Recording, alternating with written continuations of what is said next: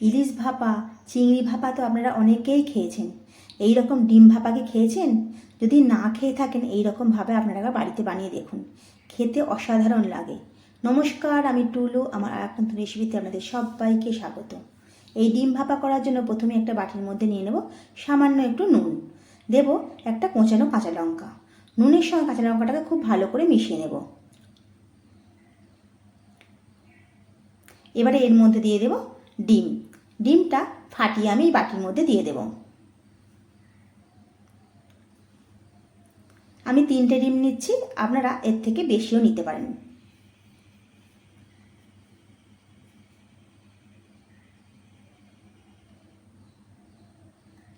এবারে ডিমটাকে খুব ভালো করে ফেটিয়ে নেব। ডিমটা খুব ভালো করে ফেটানো হয়ে গেছে। গ্যাসে আগে থেকে আমি প্যান গরম করতে বসিয়ে দিয়েছিলাম। এবারে ওর মধ্যে দিয়ে দেবো সর্ষের তেল। তেলটা খুব ভালো করে গরম হয়ে গেলে ফেটানো ডিমটা তেলের মধ্যে দিয়ে দেব।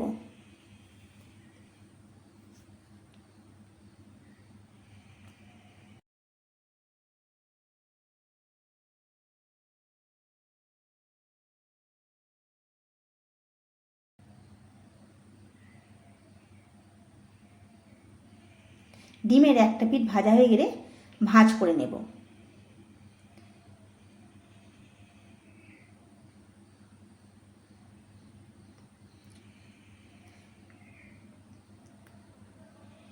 এবারে উল্টে পাল্টে ডিমটাকে ভেজে নেব।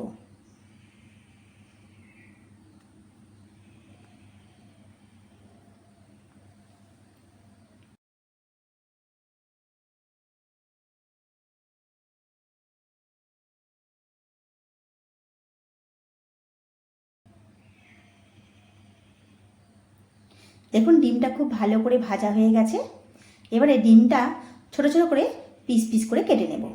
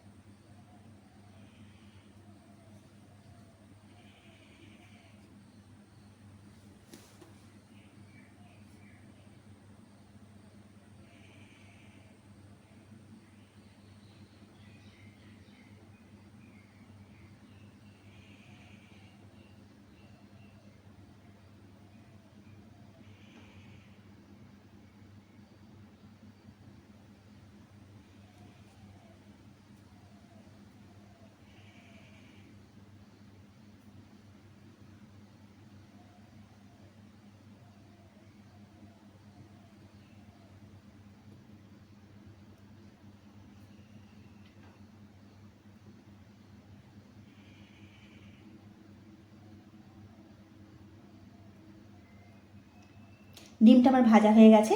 এবার এটা আমি নামিয়ে নেব। এবার একটা টিফিন বক্স নেব। এর মধ্যে দেব সামান্য একটু সর্ষের তেল। তেলটা টিফিন বক্সের মধ্যে খুব ভালো করে মাখিয়ে নেব।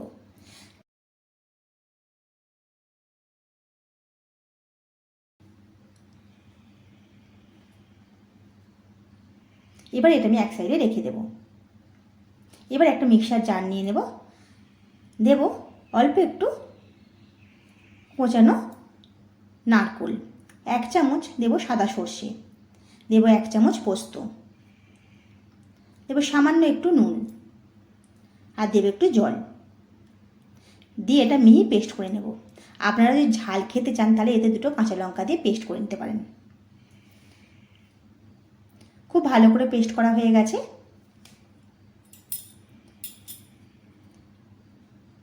এবারে এটা আমি অল্প একটু জল মিশিয়ে টিফিন বক্সের মধ্যে দিয়ে দেব। মিক্সার জারে জল দিয়ে একটু ভালো করে এই টিফিন বক্সের মধ্যে দিয়ে দেব। এবার দেব স্বাদ মতো নুন,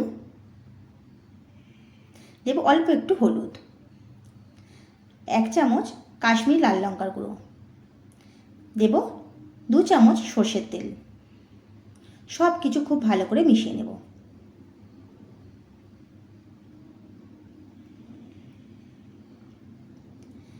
এবারে দিয়ে দেব ভেজে রাখা ডিমগুলো।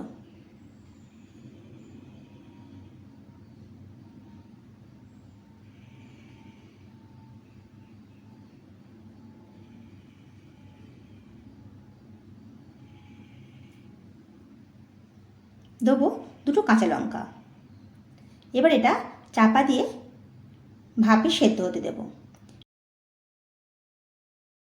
গ্যাসে আমি আগে থেকেই জল গরম করতে বসিয়ে দিয়েছিলাম, তার উপর একটা স্ট্যান্ড দিয়ে টিফিন বক্সটা ওর মধ্যে বসিয়ে দেব, দিয়ে চাপা দিয়ে 10 মিনিটের জন্য ভাপে হতে দেব। 10 মিনিট পর আসছি, দেখুন আমার এটা হয়ে গেছে, ডিম ভাপাটা আমার হয়ে গেছে। এবার এটা আমি নামিয়ে নেব।